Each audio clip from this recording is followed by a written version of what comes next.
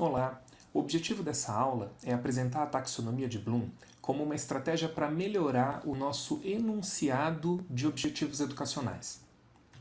Lá na disciplina de Seminários 2, no semestre passado, a gente olhou para essas hierarquias, para essas classificações de conteúdos, por exemplo, a que separa conteúdos conceituais, dos procedimentais, dos atitudinais. Naquela aula, a taxonomia do Bloom apareceu como uma possibilidade de aprofundamento, e é para ela que a gente vai olhar hoje.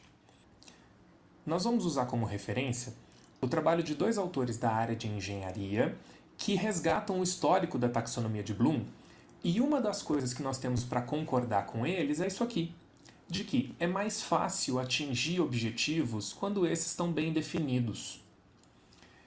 A definição clara e estruturada dos objetivos instrucionais direcionará o processo de ensino, ou seja, quando o professor é hábil, quando ele demonstra traquejo na forma de apresentar os seus objetivos educacionais, ele consegue utilizar esses objetivos para fazer escolhas coerentes em relação às estratégias, às metodologias que ele vai utilizar para desenvolver as aulas, os instrumentos de avaliação que serão aplicados e, consequentemente, isso ajuda na promoção de uma aprendizagem mais efetiva. O texto dos autores conta a história da taxonomia de Bloom e, basicamente, existem duas versões dessa construção. No final da década de 40, a Associação de Psicologia Americana encomendou de um grupo de pensadores da educação uma forma de organizar, de sistematizar esse enunciado de objetivos educacionais. O resultado saiu no meio da década de 1950 com o que ficou conhecido como a taxonomia de Bloom. Questão de justiça, estão aqui os nomes dos outros participantes. A versão que nos interessa mais é a versão revisada da taxonomia de Bloom. Quem organizou dessa vez a equipe para essa revisão foi o Krathwohl, que já fazia parte da equipe original. Acho interessante notar que tem duas figuras no texto da referência dessa semana que são muito parecidas, mas não são iguais. Essa primeira, do lado esquerdo, se refere à taxonomia original da década de 50, e a gente pode notar que dela para a figura 3 mudou a forma de enunciar esses objetivos educacionais. Então aqui, o que vai ser muito importante para a gente na taxonomia revisada é o entendimento da função desses verbos no infinitivo que expressam sim uma hierarquia. Por isso que está representado aqui como uma escadinha, né?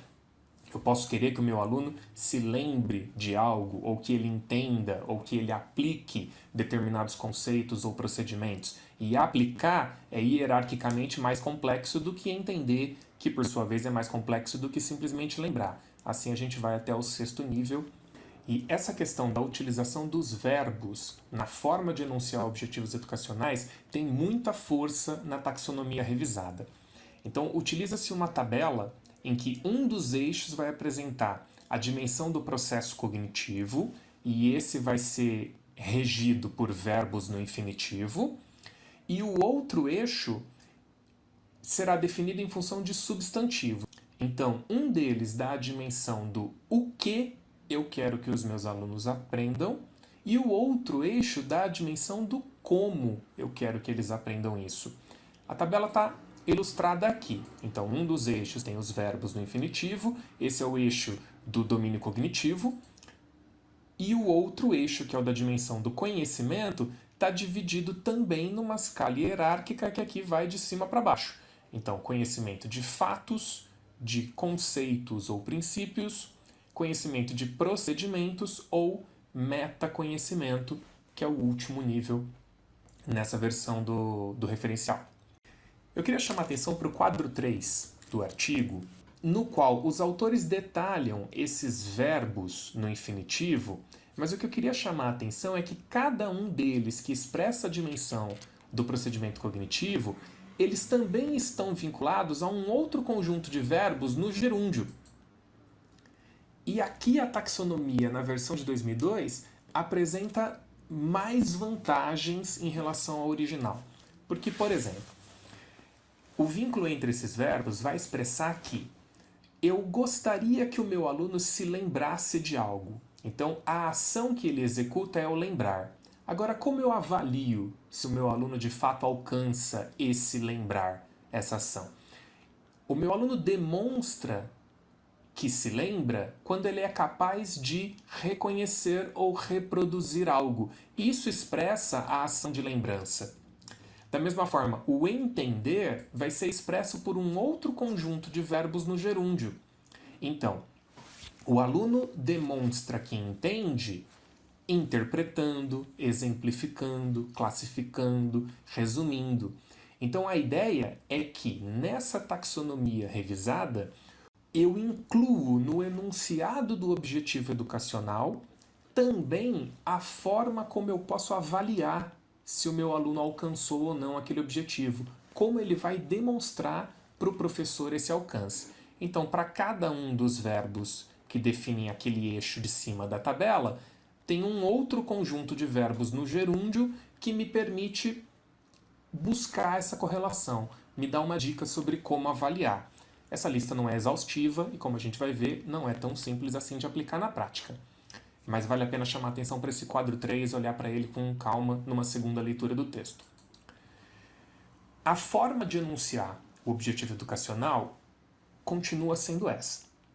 Ao final da minha aula, ao final do meu curso, o aluno deverá ser capaz de completar essa frase. Então, seguindo a taxonomia revisada, vai me pedir uma frase, vai me pedir um enunciado com 3 partes. Vamos ver um exemplo disso aqui. Esse é o exemplo, o objetivo 2, que os autores do artigo apresentam na página 430. Eles são autores da área de engenharia e eles estão se referindo a um módulo de previsão de vendas dentro de uma disciplina da engenharia. Então, o aluno deles deverá ser capaz de entender as diferenças entre as técnicas existentes, comparando cada uma com as diferentes hipóteses e padrão de dados. Repara que nesse enunciado do objetivo nós enxergamos um verbo no infinitivo, um substantivo ao qual aquele verbo se refere e um novo verbo, agora no gerúndio, explicando como o aluno demonstra o alcance desse objetivo.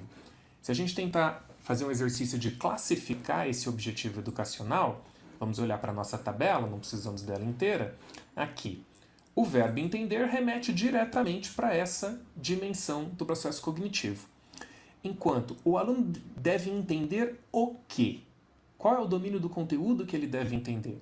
Ele deve entender as técnicas existentes. Isso é mais do que um fato. Isso é entender um conjunto de conceitos ou de princípios. Se o meu aluno tivesse que conhecer ou entender apenas o nome de cada técnica, eu estaria no nível factual. Se ele tivesse que demonstrar e entender a aplicação de cada uma dessas técnicas existentes, o como fazer, a gente estaria no nível procedural. No entanto, é que ele deve entender a própria técnica. Por isso, a gente está aqui no segundo nível de conteúdos. Então, esse objetivo 2, elencado pelos autores, caberia nessa posição da tabela da taxonomia de Bloom revisada. Agora, estamos ignorando aqui o segundo verbo do objetivo que aparece no gerúndio. Esse comparando deve me dar a dica sobre como avaliar. Então, como é que eu verifico se o meu estudante entende as técnicas existentes daquela minha área de estudo? Eu solicito, eu programo alguma atividade, eu programo algum exercício no qual ele deva comparar essas técnicas. Se ele dá conta disso, é porque ele entende as técnicas. É essa a ideia.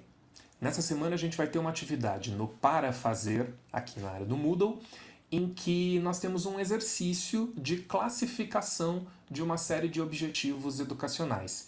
Quem me ajudou na elaboração desses objetivos foi um colega da área de informática, então eu imagino que para muitos de vocês vai ficar significativamente mais fácil do que foi para mim organizar essa tabela e classificar cada um desses objetivos.